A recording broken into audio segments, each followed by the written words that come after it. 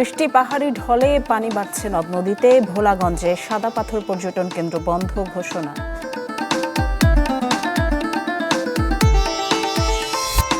কাতারে সড়ক দুর্ঘটনায় নিহত ৫ জন। সিলেটের কুষ্টিয়া ঝিনাইদহে প্রাণ ঝরল ৩ জনের।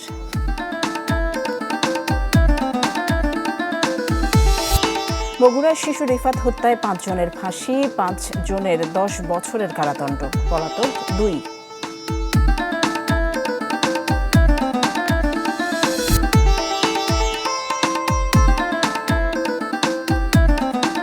আমন্ত্রণ দেশ 24-এ আপনাদের সাথে আছি আমি ফারজানা নিশি। এতক্ষণ শিরোনামগুলো শুনছিলেন, এবার পুরো খবরে যাব।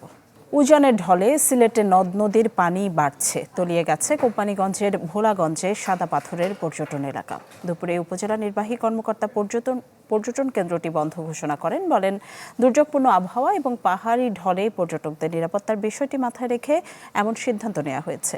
এদিকে কয়েকদিনের বৃষ্টিতে বাড়ছে উত্তরাঞ্চলের নদ নদীর পানি। তিস্তাপাড়ের কিছু নিচু এলাকার রাস্তাঘাট ও চরের ফসলি জমি ডুবে গেছে। পানি উন্নয়ন বোর্ড বলছে, এভাবে বাড়তে থাকলে উত্তরাঞ্চলের ৫ জেলায় দেখা দিতে পারে বন্যা।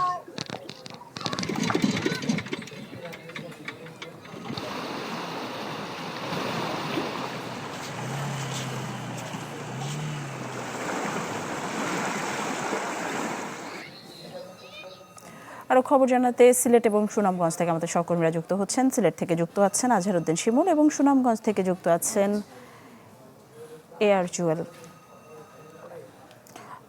শিমুল, কি পরিস্থিতি সবশেষ জানাবেন? নিশ্চয়ই দুর্যোগপূর্ণ আবহাওয়ার কারণে সিলেটের কোম্পানিগঞ্জের ভোলাগঞ্জের যে সাদা পাথর পর্যটন এলাকা রয়েছে সেটা আজকে দুপুর থেকে অনির্দিষ্টকালের জন্য বন্ধ ঘোষণা করেছে উপজেলা প্রশাসন।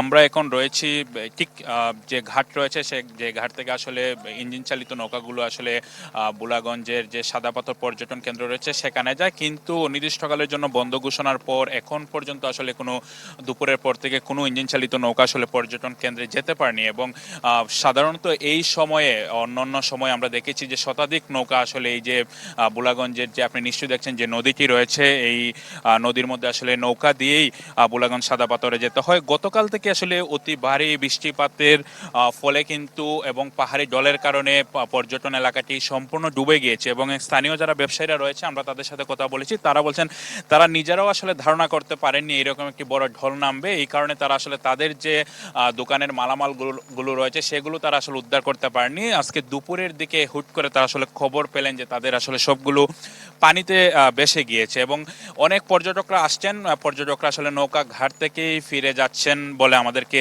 জানিয়েছেন। এবং এখানে যারা নৌকা ঘাটের দায়িত্বশীলরা রয়েছেন তাদের সাথে আমরা এসে কথা বলেছি। তারা বলছেন যে প্রতি বছরই এইরকম দুর্যোগপূর্ণ আবহাওয়া তৈরি হয়, তার ফলে আসলে কয়েকদিনের জন্য সাদাপাথর যে পর্যটন এলাকা বন্ধ থাকে। আপনি নিশ্চয়ই জানেন যে গত বছরের শেষ দিকে এই এলাকাতে কিন্তু শতাধিক হাজার হাজার কোটি টাকার আসলে পাথর লুট হয়েছে। তারপরে মূলত আলোচনা আসে এই সাদা পাথর পর্যটন কেন্দ্র। যদিও এইসব ঘটনা পেছনে ফেলে প্রশাসনের উদ্যোগে আসলে নতুন করে সাজানো হয়েছিল এই সাদা পাথর পর্যটন এলাকা, তবে পাহাড়ি ঢলের কারণে এই একটি দুর্যোগপূর্ণ পরিস্থিতি তৈরি হয়েছে। তবে ব্যবসায়ীরা আশা ব্যক্ত করেছেন যদি মেঘালয়ের দিকে বৃষ্টিপাত কমে যায় তাহলে এখানে যে পানি জমেছে সেগুলো আসলে চলে যাবে। নিশ্চয়ই। ধন্যবাদ আপনাকে শিমুল। এআর জুয়েলের কাছে যাব। জুয়েল, জানাবেন সুনামগঞ্জের কি পরিস্থিতি? নিশি, সুনামগঞ্জের পরিস্থিতি বলি আসলে এটা আকস্মিকই বলা যায়, কেন গেল কয়েকদিন কিন্তু বৃষ্টিপাত হচ্ছিল, নদীর পানি ধীরে ধীরে বাড়ছিল। কিন্তু আজকে গতকাল রাত থেকে এবং আজকে সকাল থেকে বৃষ্টিপাতের পাশাপাশি উজানের যে ঢল এবং ভারতের আমাদের যে আপনি জানেন যে সীমান্তবর্তী এলাকায় যে চেরাপুঞ্জি, মেঘালয় যে চেরাপুঞ্জিতে যে বৃষ্টিপাত হচ্ছে গতকাল গত ২৪ ঘন্টায় যে বৃষ্টিপাত হয়েছে সেটি আসলে উদ্বেগজনক। চেরাপুঞ্জিতে আমরা দেখেছি ৩৬২ মিলিমিটার বৃষ্টিপাত। এছাড়া মাউন্ট সিরাম যে এলাকার বৃষ্টিপাত আসলে উজানের ঢল হয়ে এই সুনামগঞ্জ অত্র অঞ্চলের নামে, যার কারণে কিন্তু এই নদ নদীর পানি ক্রমে বেড়েছে। এবং গেল ২৪ ঘন্টা যদি বলি, সুনামগঞ্জে সুরমা নদীর পানি প্রায় ৮৪ সেন্টিমিটার পানি বৃদ্ধি পেয়েছে এবং ব্যাপক বৃষ্টিপাত হচ্ছে। এবং সবচেয়ে উদ্বেগজনক খবর হচ্ছে যে পাহাড়ি ঢলের কারণে যে নিম্নাঞ্চল যেসব এলাকা, তাহিরপুর, দোয়ারাবাজার যেসব অঞ্চল সীমান্তবর্তী অঞ্চল, সেই সব অঞ্চলে কিন্তু দেখেছি লোকালয়ে পানি প্রবেশ করেছে। অনেক গ্রাম দেখেছি আমরা প্লাবিত হওয়ার উপক্রম হয়েছে। এবং যদি এই বৃষ্টিপাত এবং এই পাহাড়ি ঢল অব্যাহত থাকে সেই ক্ষেত্রে কিন্তু সুনামগঞ্জের সবগুলো নদ নদীর পানি কিন্তু বিপদসীমা ছাড়িয়ে যেতে পারে, যদিও এখনো বিপদসীমার 40 সেন্টিমিটার নিচ দিয়ে প্রবাহিত হচ্ছে সুরমা নদীর পানি। তবে এই পাহাড়ি ঢলে উদ্বেগজনক হারে বাড়ছে নদ নদীর পানি। এছাড়া দেখেছি আমরা সুনামগঞ্জ তাহিরপুর সীমান্তের সড়কে যে সড়ক, সেই সড়কের আনোয়ারপুর, শক্তের কলা যে সড়কগুলো, সেই সড়কগুলো ডুবে যাওয়ার কারণে সুনামগঞ্জ তাহিরপুর যে সড়ক যোগাযোগ সরাসরি যে যান চলাচল বন্ধ রয়েছে, সেই ক্ষেত্রে অনেক ভোগান্তি পোহাতে হচ্ছে। এই যেহেতু এই পর্যটনের একটা এলাকায় এইদিকে একমাত্র যাতায়াত, যার কারণে বলা যায় সুনামগঞ্জের যে নিম্নাঞ্চলগুলো কিন্তু প্লাবিত হওয়ার উপক্রম রয়েছে। এবং যদি বৃষ্টিপাত গতকাল রাত থেকে যে পরিমাণ বৃষ্টি হচ্ছে, পাশাপাশি ভারতের চেরাপুঞ্জি মেঘালয়ের যে বৃষ্টির যে খবর পানি উন্নয়ন বোর্ড জানিয়েছে, সেই বৃষ্টিপাত অব্যাহত থাকলে সেই ক্ষেত্রে কিন্তু একটা বন্যার শঙ্কা করেছেন পানি উন্নয়ন বোর্ড কর্মকর্তারা। তারা বলেছেন সতর্ক থাকার জন্য, যেহেতু বৃষ্টিপাত অব্যাহত আছে, পাহাড়ি ঢল অব্যাহত আছে, সেই ক্ষেত্রে একটা বন্যার সতর্কতা জারি করা হয়েছে। নিশি। জুয়েল, ধন্যবাদ আপনাকে। দর্শকদের ছিলেন উজানের ঢলে সিলেটে নদ নদীর পানি বাড়ছে সেই খবর জানাতে সুনামগঞ্জ এবং সিলেট থেকে আমাদের সাথে যুক্ত হয়েছিলেন আমাদের সহকর্মীরা। আমরা পরের খবরে যাব। কৃষকদের ফসলের উৎপাদন বাড়াতে অগ্রাধিকার প্রকল্প হিসেবে সারা দেশে খাল খনন করছে সরকার, অথচ নাটোরের কোথাও প্রভাবশালীদের চাপে বন্ধ হয়ে গেছে খনন কাজ, কোথাও পাড়ের মাটি কেটে বিক্রি করছে অসাধু চক্র। রয়েছে সরকারি কর্মকর্তাদের যোগসাজশের অভিযোগও। নাটোরের সিংড়ায় গেল মার্চে পানাউল্লাহ খাল পুনঃখননের উদ্বোধন করেন স্থানীয় জনপ্রতিনিধি, কিন্তু অভিযোগ এক বিএনপি নেতার বাধায় মাঝপথে বন্ধ হয়ে যায় কাজ। ফলে দেখা দেয় জলাবদ্ধতা, নষ্ট হয় কয়েকশো বিঘা জমির ফসল। যদিও ওই নেতার পরিবারের দাবি খালের জমি তাদের মালিকানা সম্পত্তি, তবে দেখাতে পারেননি কোনো বৈধ কাগজপত্র। উপর থেকে আমাদেরকে বলছে যে এদিক দিয়ে যেহেতু জনগণ বলছে পানি নামছে, আপনারা জায়গাটা দেন, কিন্তু জায়গাটা আমাদের রেকর্ডকৃত দলিলের সম্পত্তি। এদিকে নলডাঙ্গায় জিয়া খালের পাড়ের মাটি এভাবেই কেটে নিচ্ছে একটি চক্র। এতে অল্প পানিতেই প্লাবিত হচ্ছে ফসলের ক্ষেত। রোপা আমনের চাষ নিয়ে শঙ্কায় কৃষক। একটা ড্রেনের মতো করে তারা খনন করে চলে যাচ্ছে, এতে করে যে আগের যে দৈর্ঘ্য ছিল তার থেকে প্রস্থগুলো এখন কমে আসছে। বৃষ্টি হওয়ার পরে আপনার যে বিলের মধ্যে পানি জমে থাকে। জেলায় আরো কয়েকটি স্থানে চলছে খাল খনন, কিন্তু তা এতটাই সরু যেন পরিণত হয়েছে ড্রেনে। কোথাও আবার দেদারসে লোড হচ্ছে পাড়ের মাটি। অভিযোগ, সরকারি কর্মকর্তাদের যোগসাজশে কোটি কোটি টাকায় বিক্রি হচ্ছে খননের মাটি। যদিও অভিযোগ ভিত্তিহীন দাবি পানি উন্নয়ন বোর্ড ও সড়ক বিভাগের। রাজনৈতিক নেতারা বা সরকারি লোকের দ্বারাই যদি এই ধরনের অনিয়ম হয়, তাহলে সাধারণ মানুষ এটার প্রতিকার কোথায় পাবে? ঠিকাদারকে যে আপনি কোটি টাকা বিল দিচ্ছেন, আবার সরকারি মাটি ব্যবহারের অনুমতি দিলেন, তাহলে ওই যে 1 কোটি টাকা যে বরাদ্দ দিলেন মাটির বাবদ, সেটা যাবে কোথায়? রাস্তা সংস্কার কাজের জন্য আমার কাছে আবেদনের প্রেক্ষিতে আমরা তাদেরকে খালের পাড়ে অব্যবহৃত মাটি ব্যবহারের পারমিশন দেই। আমাদের কথা ছিল যে পাড়টা উঁচু থাকবে একটু, কিন্তু ওটাকে লেভেল করে ফেলছে, এটা আমাদের নলেজ ছিল না। যদিও খাল খনন নিয়ে দুর্নীতি হলে ছাড় না দেওয়ার হুঁশিয়ারি দিলেন জেলা প্রশাসক। যদি কেউ অবৈধভাবে মাটি নেওয়ার চেষ্টা করে বা মাটি নিয়ে নেওয়ার আমরা খবর পাই, সে ব্যাপারে আইনানুগ ব্যবস্থা গ্রহণ করা হবে। নাটোরে 9টি খালের 18 কিলোমিটার পুনঃখননের কাজ চলছে। এতে খরচ ধরা হয়েছে 7 কোটি টাকা। Desk report, channel 24। আগাম বন্যার ঝুঁকি মোকাবেলায় স্বল্পমেয়াদী এবং শীত সহিষ্ণু ধান 118 উদ্ভাবন করেছে বাংলাদেশ ধান গবেষণা ইনস্টিটিউট, যার বীজ উৎপাদনের কার্যক্রম চলছে বরিশালে। অক্টোবরের শুরুতে হাওরের কৃষকদের হাতে তুলে দেওয়া হবে নতুন জাতের ধানের বীজ। জলবায়ু পরিবর্তনের প্রভাবে প্রতি বছর আগাম বন্যায় ভেসে যায় কৃষকের কষ্টের ফসল। এক নিমিষে নিঃস্ব হয়ে যান তারা। তাদের দুঃখ ঘোচাতে স্বল্পমেয়াদী বন্যা ও ঠান্ডা সহিষ্ণু নতুন ধানের জাত ধান 118 উদ্ভাবন করেছে ধান গবেষণা ইনস্টিটিউট। সেই ধানের চারা রোপণে ব্যস্ত বরিশালের ধান গবেষণা ইনস্টিটিউটের কৃষকরা। এই চারার ধান এপ্রিলের আগেই তোলা সম্ভব। আমরা এখন এটা রোপণ করছি, ঠিক আছে। এই ধানটা আপনার যে হাওড় অঞ্চলে যাবে। মাঠে যে আমরা কাজ করতে আছি, এই ধানটা যদি হাওড় অঞ্চলে দেওয়া হয়, তাতে হাওড় অঞ্চল খুবই উপকারিত হবে। বৈজ্ঞানিক কর্মকর্তা বলছেন বরিশাল অঞ্চলে ৩ হেক্টর জমিতে নতুন জাতের ধান রোপণ হচ্ছে, যার মাধ্যমে ১০ টন বীজ উৎপাদন সম্ভব।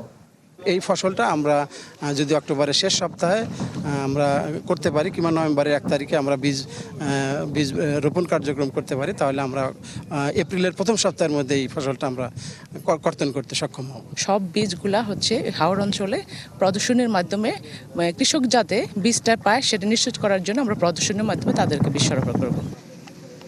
আগামী বোরো মৌসুমে বিশেষ জাতের এই ধান কৃষকের হাতে তুলে দেওয়া হবে বলে জানালেন কর্মকর্তারা।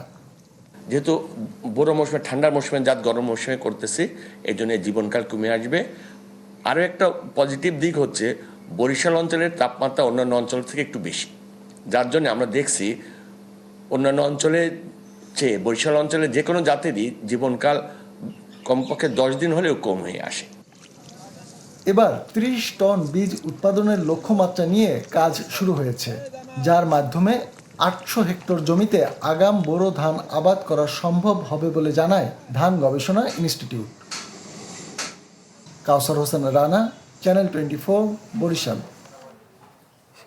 কাতারে এক ভয়াবহ সড়ক দুর্ঘটনায় নিহত হয়েছেন ৬ জন, যাদের ৫ জনই বাংলাদেশি। স্থানীয় সময় শনিবার সকালে দেশটির শাহানিয়া এলাকায় দুর্ঘটনা ঘটে। নিহত প্রবাসীরা হলেন সিলেটের কানাইঘাট উপজেলার গাছবাড়ি সীমান গ্রামের জসিমউদ্দিন, জিবালউদ্দিন, মোস্তাক আহমদ, জুবাইর আহমদ এবং কাদের আহমদ। তারা একটি পিকআপ ভ্যানে করে কর্মস্থলে যাচ্ছিলেন। এ সময় গাড়িটি নিয়ন্ত্রণ হারিয়ে ঘটনাস্থলেই প্রাণ হারান তারা। নিহত অপর ব্যক্তি ভারতীয় নাগরিক। মরদেহগুলো স্থানীয় একটি হাসপাতালের মর্গে রাখা হয়েছে। আইনি প্রক্রিয়া শেষে মরদেহ দেশে আনার বিষয়ে প্রয়োজনীয় ব্যবস্থা নেবে দূতাবাস।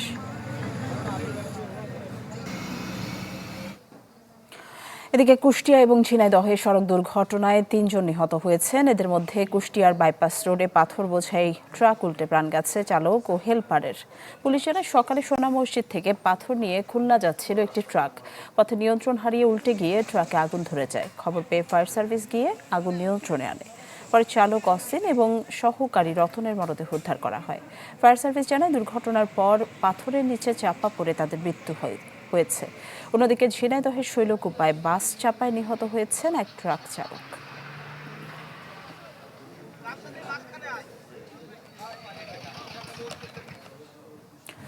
বগুড়ায় শিশু রিফাতকে অপহরণের পর হত্যা মামলায় ৫ জনকে মৃত্যুদণ্ড দিয়েছেন আদালত। দুপুরে নারী এবং শিশু নির্যাতন দমন ট্রাইব্যুনালে বিচারক এ রায় দেন। আরও ৫ আসামিকে দেয়া হয় ১০ বছরের কারাদণ্ড। রায় ঘোষণার সময় আদালতে ১১ আসামির মধ্যে ৮ জন উপস্থিত ছিলেন। এর মধ্যে 1 জন মারা গেছেন, বাকি 2 জন পলাতক। মামলার বিবরণে বলা হয় ২০১৮ সালের ১৫ জুন শাহজাহানপুর উপজেলার খাদাস গ্রামে ৮ বছরের শিশু রিফাতকে অপহরণের পর হত্যা করে আসামিরা। পর থানায় মামলা করে তার পরিবার।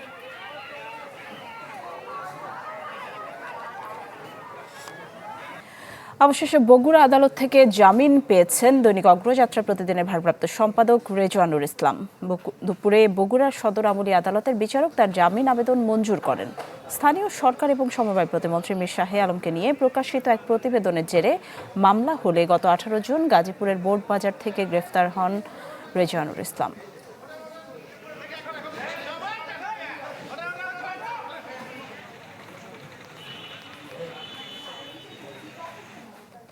সীমান্ত পরিস্থিতির খবর জানাতে চুয়াডাঙ্গা থেকে আমাদের সাথে সরাসরি যোগ দিচ্ছেন রেজওয়াল করিম লিটন।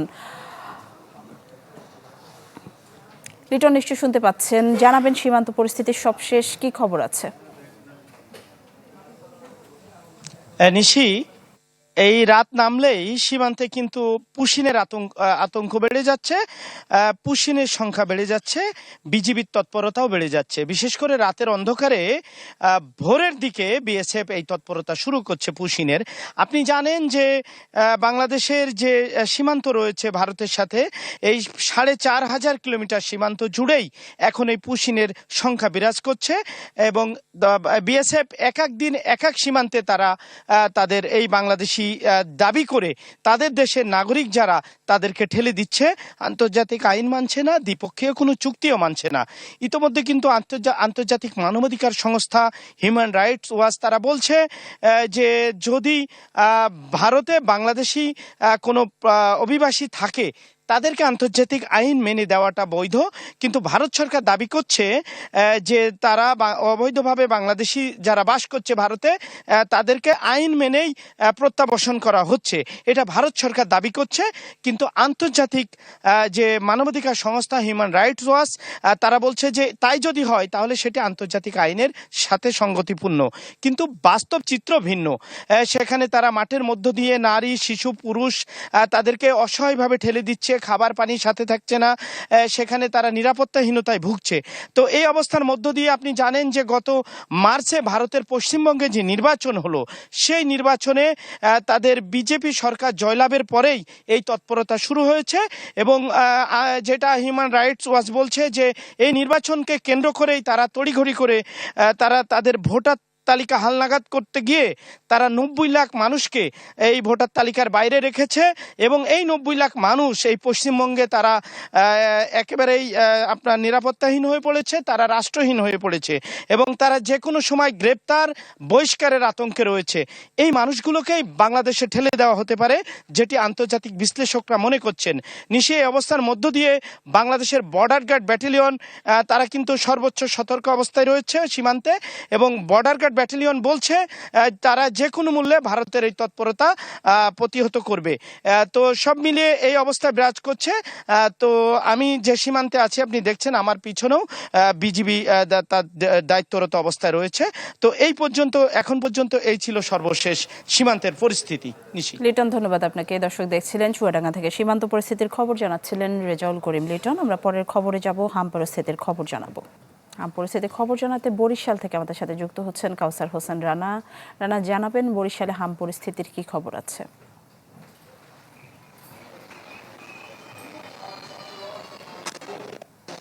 হ্যাঁ নিশি, দিন যতই গড়াচ্ছে বরিশালে হাম এবং হামের উপসর্গ নিয়ে যে রোগীদের তেমন খুব একটা পরিবর্তন দেখিনি।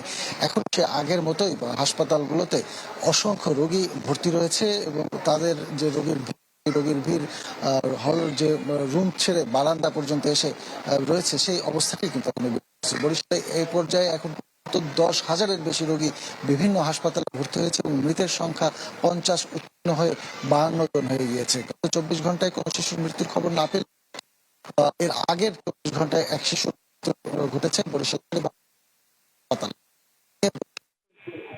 তালিকাটি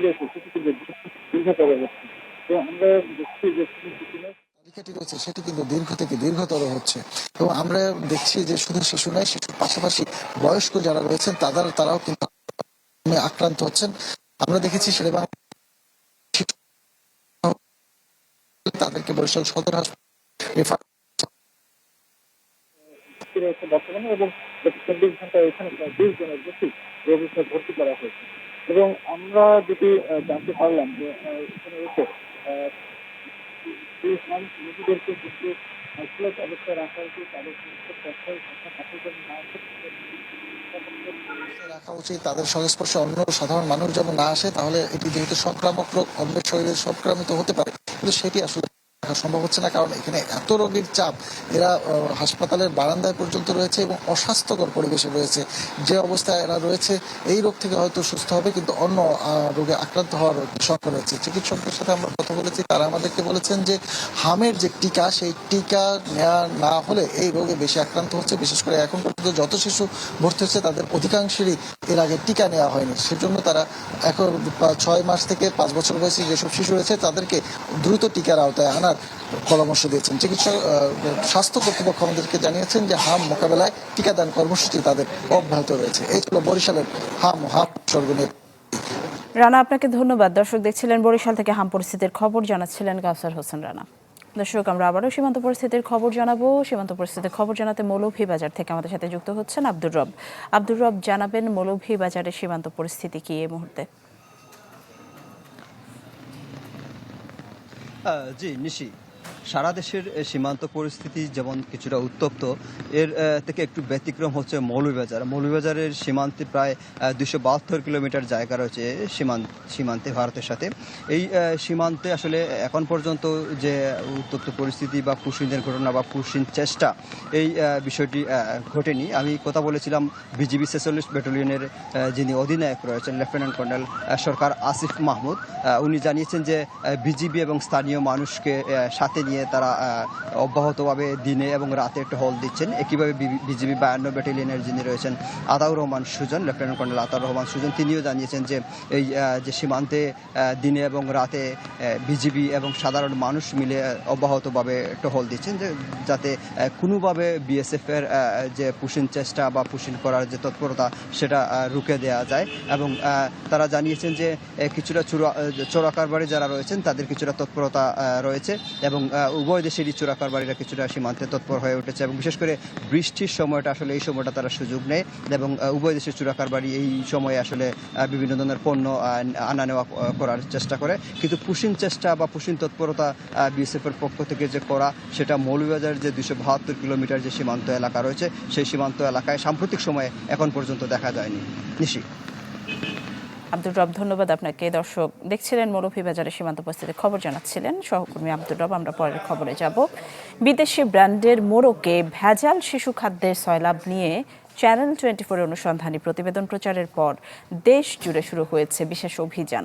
এরই ধারাবাহিকতায় রাঙামাটি সদরের বনরূপা বাজারে মোবাইল কোর্ট পরিচালনা করা হয়।